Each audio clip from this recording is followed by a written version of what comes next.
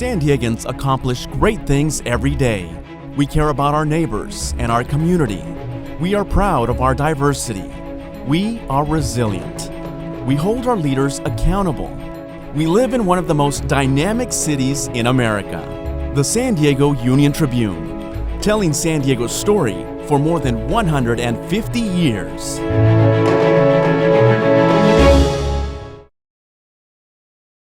Hello, I'm Dr. Gail F. Baker, Vice President and Provost at the University of San Diego. And I'm Dr. Noelle Norton, Dean of the College of Arts and Sciences here at USD. For the second year in a row, USD, along with its College of Arts and Sciences and Humanities Center, is proud to return as the presenting sponsor for the 2021 San Diego Union-Tribune Festival of Books. As a university deeply committed to the liberal arts, USD promotes a form of lifelong learning that ignites curiosity, builds critical connections across different ideas and topics by seeing them from unique perspectives. Our partnership with the Festival of Books enables all of us avid readers to come together as a community alongside renowned authors from all over the world and to dive deeply into imaginative stories and important themes. Yes, books do have the ability to open minds and hearts. On behalf of the University of San Diego, we thank you for joining us for today's program to explore the world of books with us. Enjoy the presentation.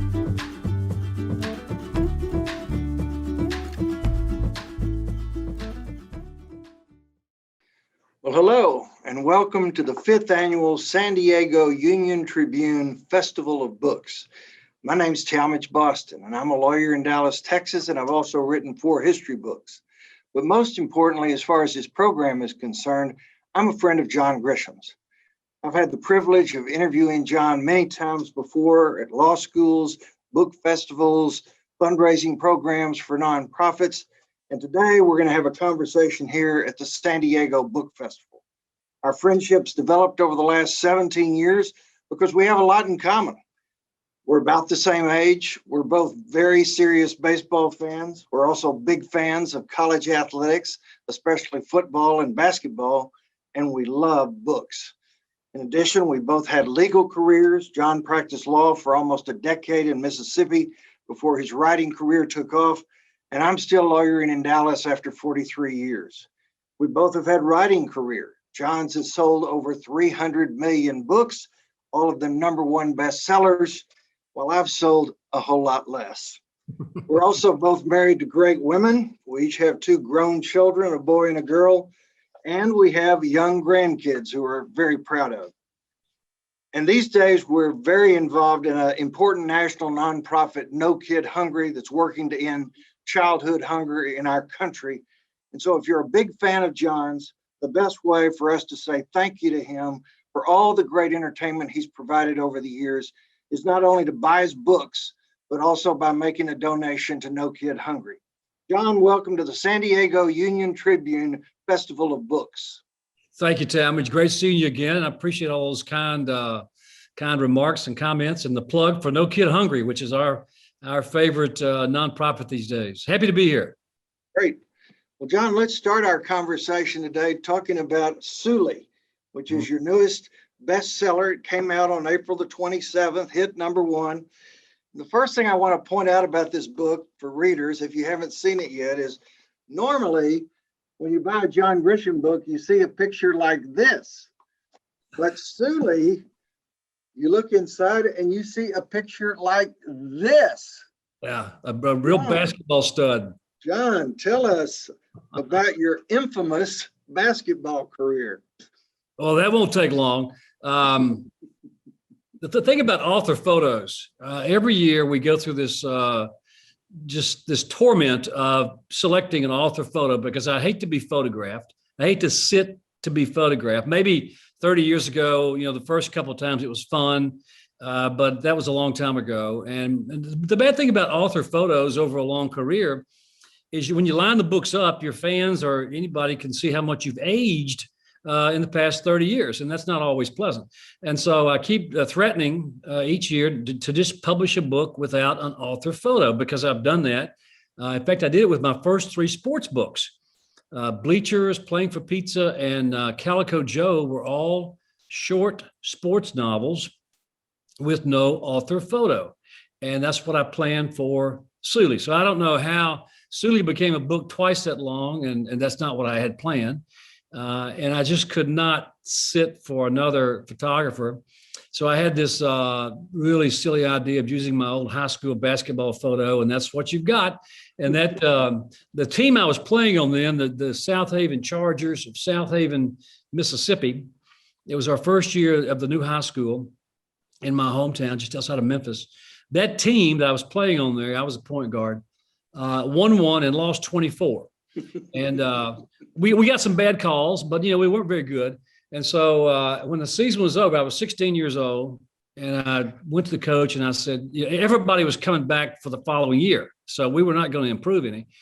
And I told the coach, I said, I just can't do it again. I just don't want to go through this again. And he tried to, act like he was very disappointed because I was quitting, but I could tell he wasn't. And so I quit basketball. My career was over at the age of 16 when that photograph was taken. And the next year they won a bunch of games. So it was a good thing I quit, I guess. Well, John, as you mentioned, this is your fourth sports novel, 2 about football, Playing for Pizza and Bleachers, 1 about baseball, Calico Joe. But this is your first basketball novel. So since you didn't get to play college basketball, what inspired you to write a story about college basketball? Well, we are big college basketball fans. My wife went to North Carolina, and she's a rabid Tar Heel basketball fan. All Tar Heels are rabid fans. And she's from Raleigh. And we go to a lot of games in Chapel Hill. We have a place there, and our 2 grandkids are in Raleigh. So we're down there all the time. My wife also does a lot of work with various groups on campus at UNC. A big part of her nonprofit work is at UNC. We live here in Charlottesville. We go to all of the UVA home basketball games. Our son went to UVA, and he's a Wahoo. And so we have these divided loyalties in the family. And so a big part of our wintertime from December through March is college basketball. We love the ACC. We love following different teams and watching games all the time. We've been to Sweet 16s and Final Fours with UVA and with UNC, and regionals, and just all kinds of fun stuff that we enjoy going to. So we love the sport, and I guess over the years I picked up some knowledge of the game, and I love to write the short sports novels. What I typically do is write a book this time of the year, finish a book about this time of the year. And I'm almost finished now. We can talk about that later if you want to. So, probably in a month or so, I'll be done. And the summertime's here. I don't write much in the summertime.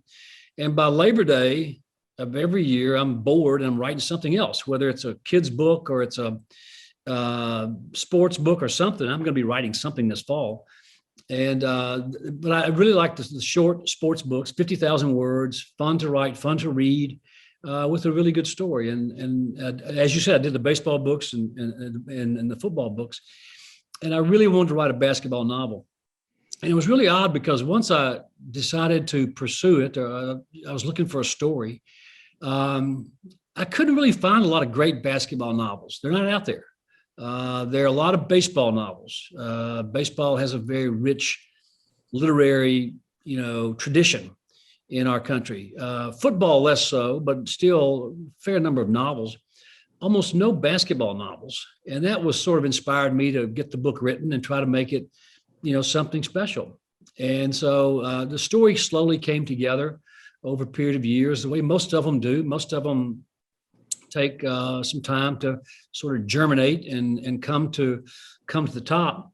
And then last year in March, suddenly March Madness was canceled. I didn't know you could do that. And suddenly we had no basketball and no baseball for the springtime. And it was very, those very dark days only a year ago. And looking back, we think we're coming out of it. And I think we are. But those were some gloomy days, and we didn't have basketball to cheer us up. So I needed a basketball fix. I said, okay, I got plenty of time now. I can't go anywhere. I can't go to any games. I can't travel. So I'm gonna start the basketball novel. So that's how it happened. Mm-hmm. Now, Sooley, the title of the book, is the nickname of your protagonist, Samuel Suleiman. He's a teenage basketball player in the Sudan who comes to the United States to play in a worldwide tournament. And while here, he attracts interest and a scholarship from a small college in North Carolina. So how did you happen to choose an African immigrant who becomes an American college basketball star as your main character? A couple of inspirations. We had a kid here at UVA, Mamadi Diakite, who came here about 5 years ago from Ghana and on scholarship. He was a great athlete, did not play much his first couple of years, but slowly played more and more and got better and better. He could jump over the backboard. He could block shots. He could, never a great scorer, but he could score when he had to. And it was so much fun watching Mamadi kind of grow up, you know, and we're sitting courtside, so we get to see him up close and personal. And he had such an exuberance playing the game, a big smile all the time. And, you know, one game his afro would be dyed orange, UVA colors. The next game it would be white. The next, you know, just he's had a real colorful way of playing basketball.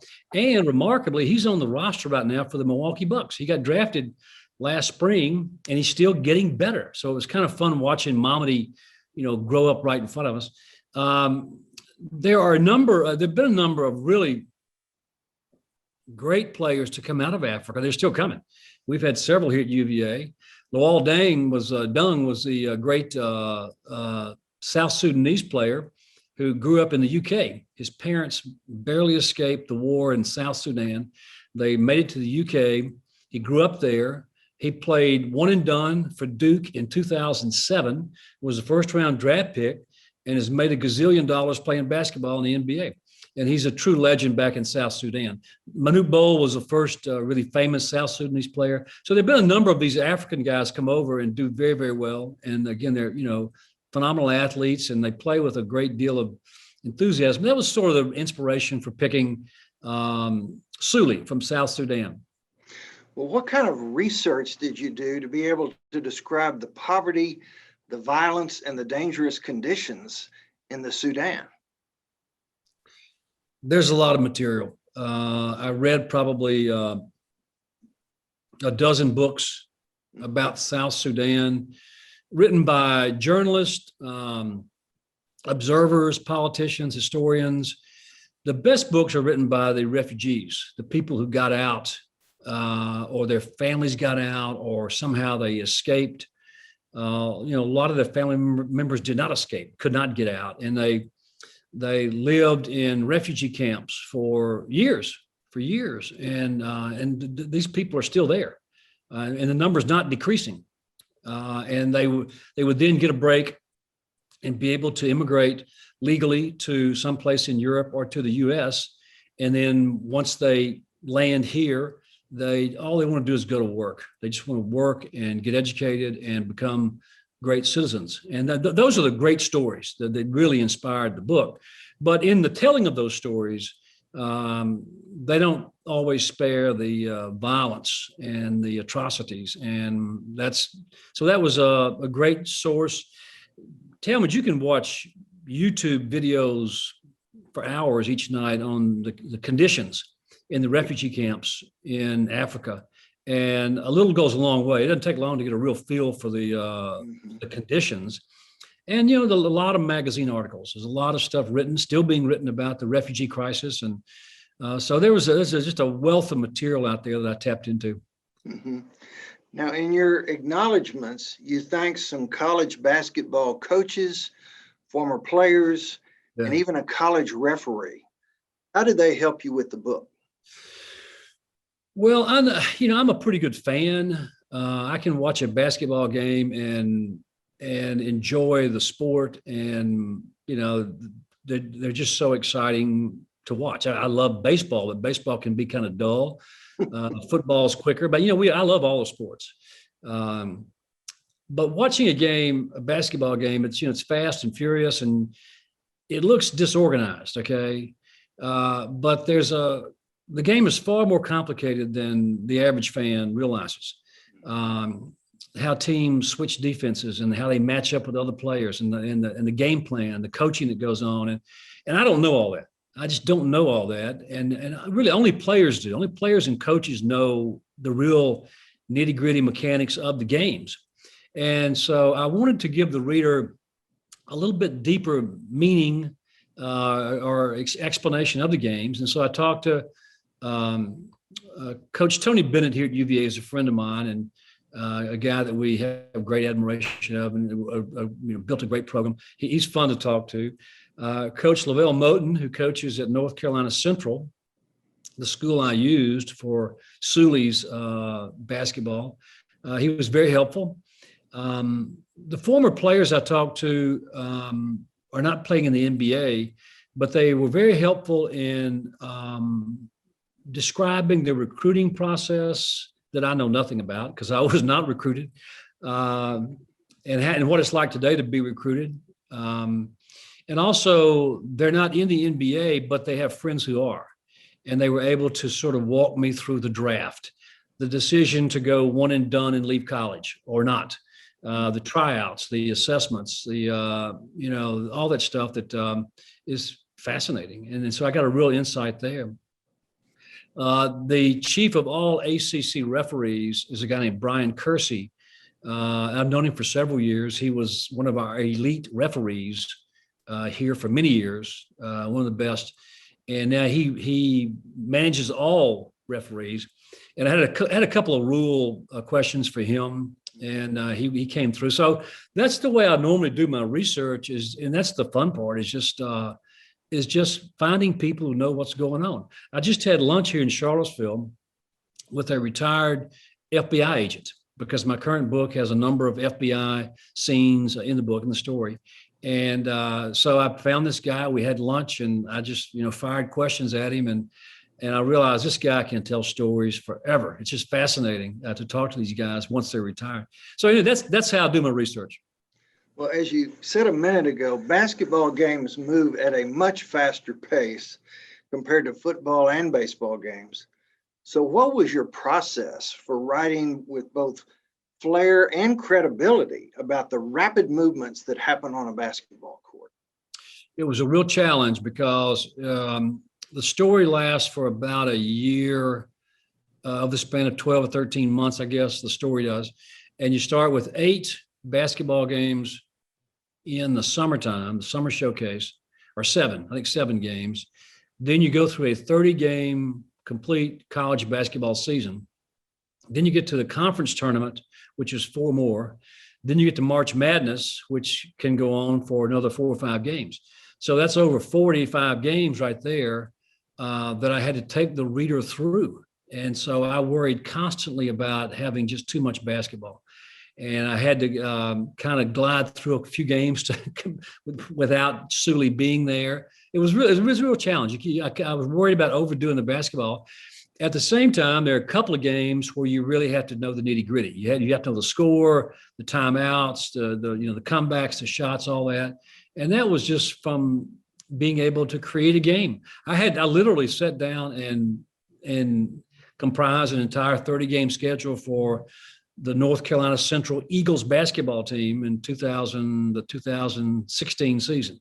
So I had to go through the whole season and do all 30 games. It was a challenge. At the same time, it was a whole lot of fun. These sports books are very enjoyable to write because the research is fascinating, and I love the games.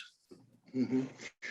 Well, you mentioned that you and Renee go to all the University of Virginia home games. I'm curious, were there times when you're watching a game in person and transferring to yourself, I might be able to work that into my next scene? I don't know about that. When I wrote the book, there was no basketball. I started last summer, and that's right. We didn't have any basketball. And we didn't have any basketball this season. We went to 2 or 3 UVA games, COVID style. UVA could admit 40 fans for a home game. It's 40 out of 15,000. So it's not really the same So we did go to some, but no, I was just, we were happy to be out of the house and watching it. When you watch a basketball game, you don't really have time to think about much of anything else. You really can't, you and I have watched baseball games before and solved all the problems in the world over a couple of beers, in 3 hours. You can do it with baseball. You can't do that with basketball. You're too wrapped up in the game. Mm-hmm. Now, besides your sports novels and your legal thrillers, which is a genre you're best known for, you've also written a nonfiction book, The Innocent Man, Mm-hmm. a collection of short stories, Ford County, a fiction series for kids that feature Theo Boone, kid lawyer, Mm-hmm. a couple of beach novels set on Camino Island. So what inspires you to keep branching out into different genres? My wife's shopping habits. I stay very motivated because my wife pursues an expensive lifestyle. The thing about it, Talmage, I have nothing else to do. Seriously. I stopped practicing law 30 years ago and never looked back. I was a full-time Little League baseball coach when my kids were small, but you know how quickly that goes by. I don't have anything else to do. I go to work in the morning at 7:00, same as I did 30 years ago. My little office is behind the house. We live on a farm 10 miles south of Charlottesville. And I love going over. I still enjoy, I did this morning. I went over at 7:30, and my office is dark and quiet. There's no phones, fax, internet, music, nothing. Just me and the coffee and the computer screen. And I still just treasure those moments every day. But to be able to do that for, a period of time, probably 4 or 5 hours, no, never 5, probably 4 hours. After I write pretty much nonstop for 4 hours, you know what it's like. Your brain is you hit the wall. You hit the wall and you want to just get away from it. And I never have been able to go back in the afternoon for more. Once I get up and get away, I go back to the house, and I'm back and forth in the house all day long, getting more coffee and, trying to irritate my wife as much as possible. We'll have lunch together, or what I normally do is drive into town to Charlottesville, where I am now, and I have an office here, and, work 2 or 3 hours. And it's not a rough day. I've said this before and people don't believe me, but I have not worked 40 hours a week in 30 years. It's just not, it looks busy because I'm publishing at least 1 book a year or sometimes 2. But again, you write for 4 hours a day, and that's going to be 1,000 words a day on a good day.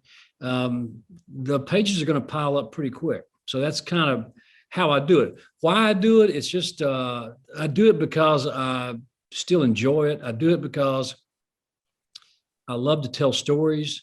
I do it because I am really concerned about certain issues in the criminal justice system that I want to write about and explore and maybe raise awareness. So that's why I do it. Well, let's talk a little more specifically about your writing process. Many of the plots in your novels are inspired by actual events that happen in the real world, which you then proceed to fictionalize. So what's your process for finding a worthy story that's been reported in the news media that you came across, and then turning that into the plot for a novel? The inspiration can happen in a flash. It can happen, almost instantly. You mentioned my nonfiction book, The Innocent Man. I was inspired by a guy's obituary. He served time on death row in Oklahoma and came within 5 days of being executed. And he got out, DNA exonerated, and then died. And there was his obituary. And I read that obituary, not looking for a story, and that was it. I had to write the book. Some stories rattle around for a long time. I have a list of probably a dozen stories at any given moment that I've seen somewhere. For example, the opioid crisis. there's a huge trial raging right now in West Virginia over the opioid crisis. Small town lawyer taking on the big giants, my kind of story. And the ramification, then he refused to settle. And so it's being tried before a federal judge. They probably have months to go. But there's a lot of good drama there. There's a lot of good drama with the opioid crisis because of the suffering, the misbehavior, the bad behavior of the bad actors.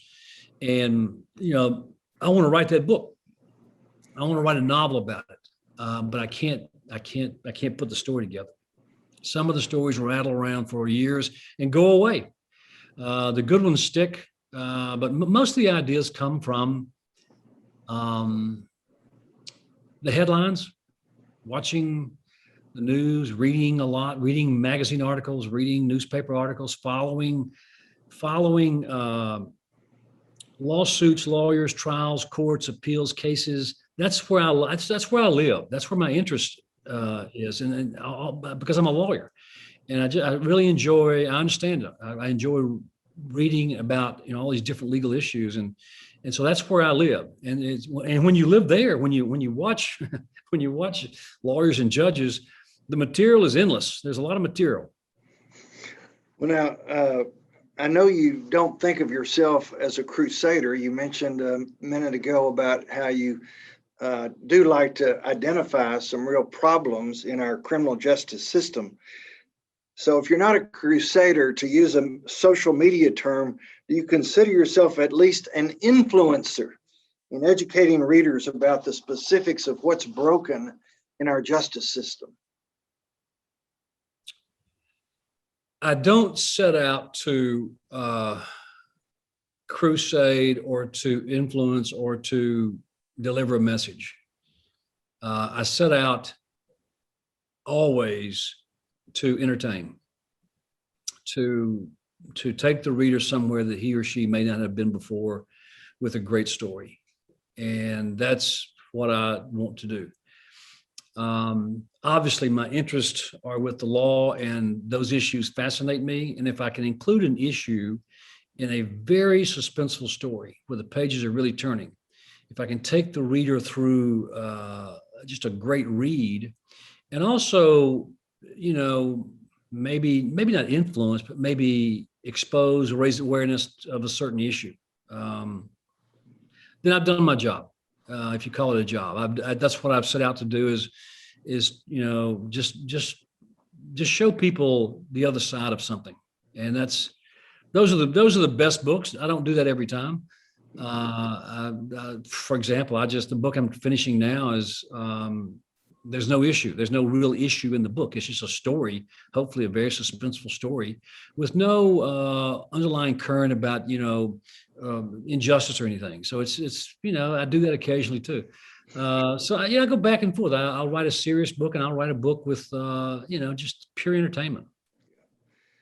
I'm sure we have plenty of aspiring writers in this San Diego Book Festival audience.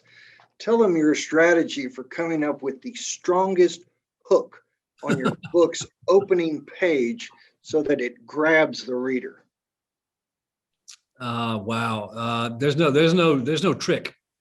There's no trick. It's very difficult to do because you want to do it in such a way that it's not gimmicky. It's not something somebody's done before. It's not too cheesy, or it can't be, a child in danger or somebody's in the house, or, you can't really, that's all been done a million times.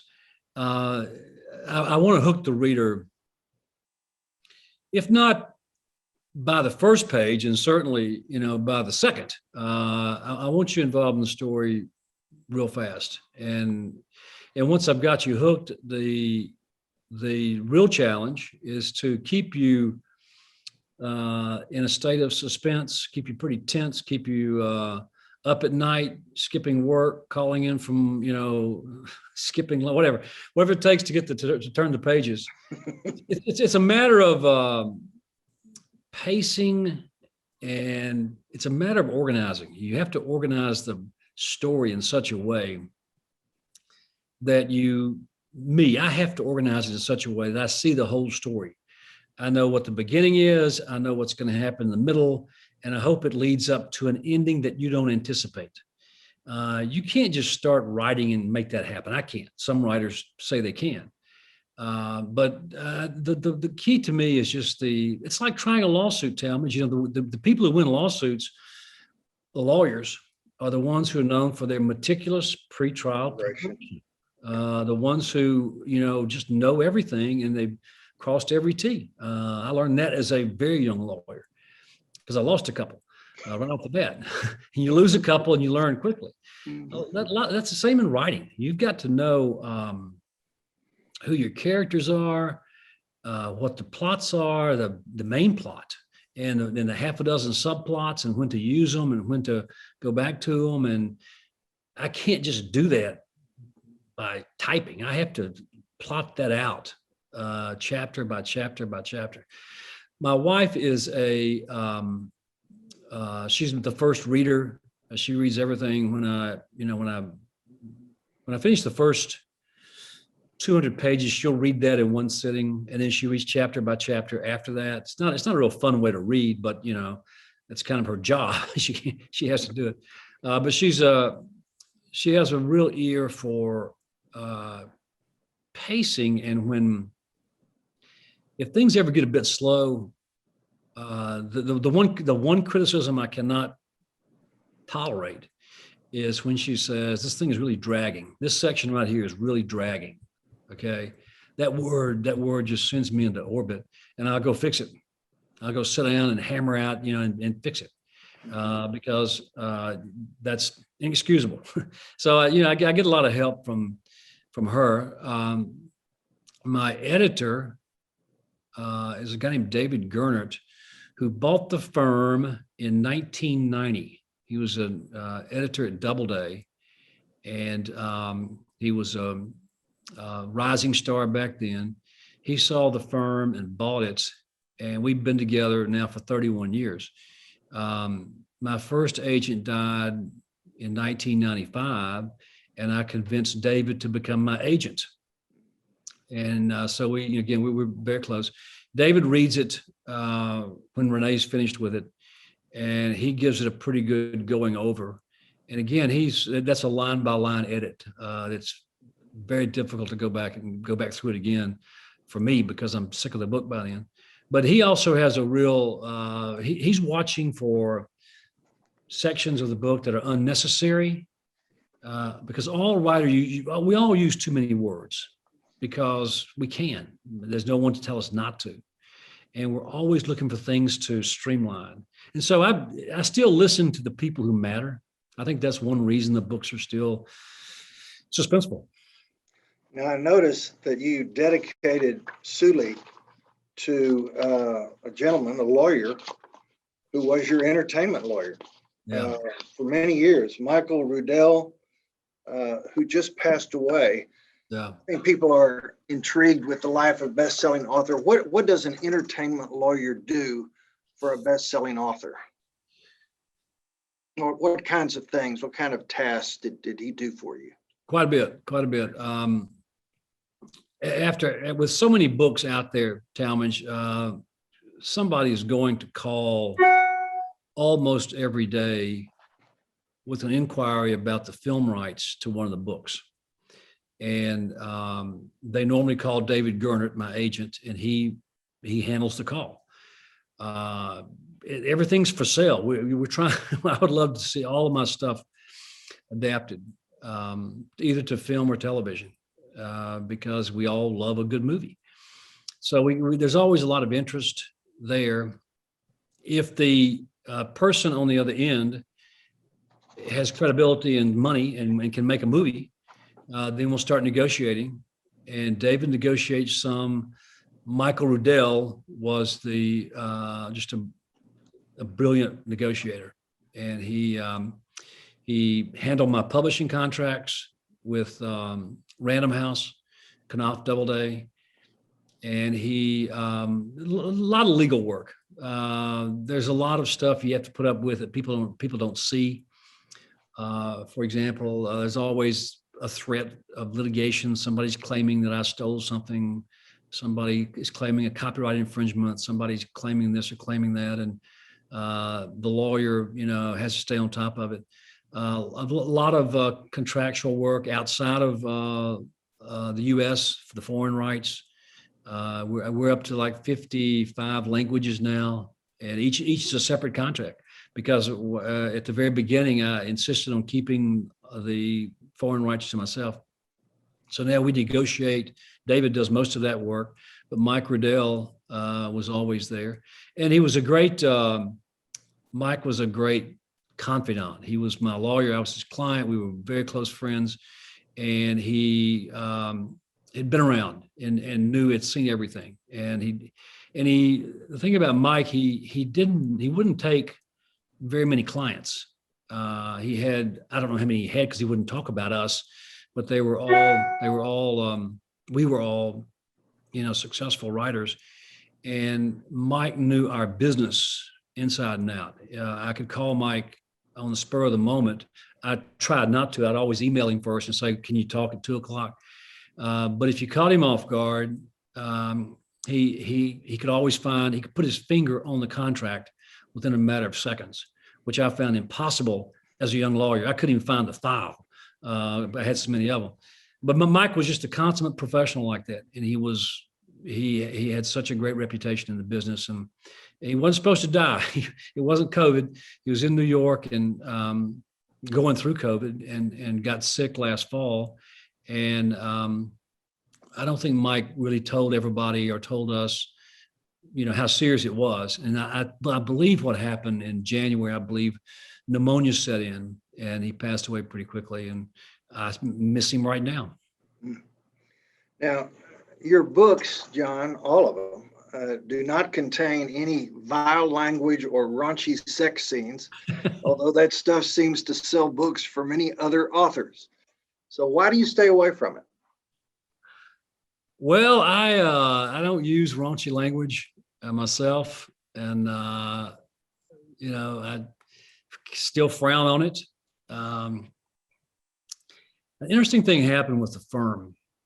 When it came out 30 years ago, March of 1991, the book became popular pretty fast. It found an audience, and it sold extremely well, and it still sells pretty well. The movie helped tremendously. But a lot of people back then told me that they stayed up all night reading the firm. And when they finished reading it, they realized they could give it to their mother or their 15-year-old. And they thought that was refreshing. And I sold a lot of books because the books are clean. And I've never been tempted to do anything else. And I always said, I had great parents. I got lucky. I had great mom and dad. And my mom was a big influence on me as a kid and as an adult. I always said to myself, I'm not going to write a book I'd be ashamed for my mother to read. And so that's why the books start off clean, and they're still clean. Mm-hmm. Now, for the many folks at this San Diego Book Festival who aspire to write for publication, what's your most important piece of advice for them? You just got to do it. You got to do it. You got to stop dreaming and stop procrastinating and stop making excuses and stop being afraid of doing it. And you just have to do it. It's like almost everything else in life. Once you start doing it, you're going to get better at it and you're going to make progress. I learned with The Time to Kill that I was writing back in 1985, 86. I was a very busy lawyer in a small town with a lot of clients, none of whom could pay me anything. I was about to starve. I was also a young father, and I was in the state legislature. And so life was pretty crazy. And then suddenly I started trying to write a novel. and I would put it down, for weeks at a time, forget about it, want it to go away. And I'll pick it back up again. Often at my wife's encouragement to go back to the book. And I realized if I didn't write at least one page every day, nothing was going to happen. And the best piece of advice I can give anybody is, until you are writing one page a day, nothing's going to happen. You got to carve out 15 minutes or 30 minutes somewhere. And depending on your schedule, mine was at 5 o'clock in the morning. Others work at midnight. Skip your lunch break. I don't know. It doesn't matter. But you got to write at least one page a day. And when you get in the habit of doing that, you get better at it. You see progress because the pages stack up. It gets to be something you're proud of. It gets to be something you're excited about. And before you know it, you can see the end if you can keep going. Mm-hmm. And after, a year or two, you've written a book. And that's how you do it. Mm-hmm. Now, you mentioned, obviously, The Firm became a big movie. 9 of your books became blockbuster movies, but it's been 15 years since the last movie was made from one of your books. But we're hoping that that's about to change, since A Time to Kill was such a successful movie. Is there any chance that its sequel, A Time for Mercy, which was your big legal thriller last fall, is there any chance that A Time for Mercy might make it onto the screen? There's a really good chance it will happen because of a very big reason. Matthew McConaughey and I have discussed this, and he wants to play Jake and revive the character Jake Brigance that he made famous in 1996. And that's his world, not mine. That's, I don't do film. I enjoy film. I would love to see all my books adapted to film, but I don't know how to make a movie. I'm not going to learn. But if Matthew wants to do it, it's going to get done. He has the clout, he has the name, and he so far has said he wanted to do it. So that with that in mind, I think it looks promising. We have a ways to go. And the producer who owns the rights to Jake is very much in favor of it. So, I'd say we have a 75% chance of doing it. Hope so. All right. Well, for my last question, John, on October 19th of this year, your next big legal thriller will be coming out. And I saw it on Amazon yesterday. Its title is The Judge's List. Mm. So would you give a sneak preview of it to your fans in San Diego? I would love to. I'm just about finished with it now. In fact, you'll be getting it in about 2 weeks to proofread again if you want to. you proofread the last 4 in a row. Yeah, it's in the history of this country, as far as I can tell, and I could be wrong, but I believe I'm right in saying that no sitting judge has ever been accused of murder until now. And in October, you'll see the book where the judge is accused of murder. It turns out the judge is an elected state court judge in Florida. And he, for very good reasons, people begin to suspect that he's also a serial killer. And we go through the whole process of trying to find the truth and seek justice. And he, that's the story. That's all I can tell you. Well, that ought to be enough of a hook to get people to order advance copies, but I hope they'll also get the book that's out, Sooley, which is so terrific. John, on behalf of the San Diego Festival of the Book, the San Diego Union-Tribune, I want to thank you for your participation. I want to remind all those who watch this program that you'll be getting a link. And if you want to say thanks to John, for all he's done for our entertainment as well as for his participation in the festival. Hope you'll consider making a donation to No Kid Hungry. The Books Festival has a wonderful bookseller. So go to the Indie Booksellers official San Diego Festival Bookshop page, and you'll find that. That'll be put up on the screen when this program's over. And this is such an important festival. This is the fifth year. Consider supporting the San Diego Council on Literacy, which is a beneficiary of the tickets that get sold to this, and continue to watch the other programs on the festival. So many great authors and author panels, sdfestivalofbooks.com. John, you want to say any final words for the audience before we say goodbye? I think you pretty well wrapped it up, Talmage. I guess enjoyed the another interview with you, and thank all the folks in San Diego for hosting us, and all the fans for showing up. I hope we can do it live and non-virtually one day.